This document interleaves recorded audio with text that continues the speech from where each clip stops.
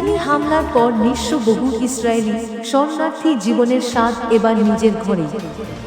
যে দুর্বিষহ বাস্তবতা এতদিন গাজার মানুষগুলোকে তাড়িয়ে নিয়ে বেরিয়েছে, সেটির ভেতর দিয়ে এখন হেঁটে যাচ্ছে বহু ইসরায়েলি পরিবার।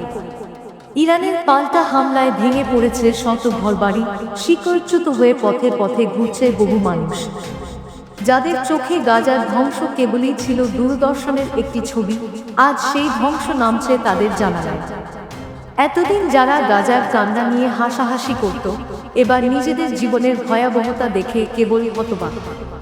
নেতানিয়াহুর আগ্রাসী নীতির ফল কি হতে পারে তা এতদিন হয়তো অনেকেই কল্পনা করেননি।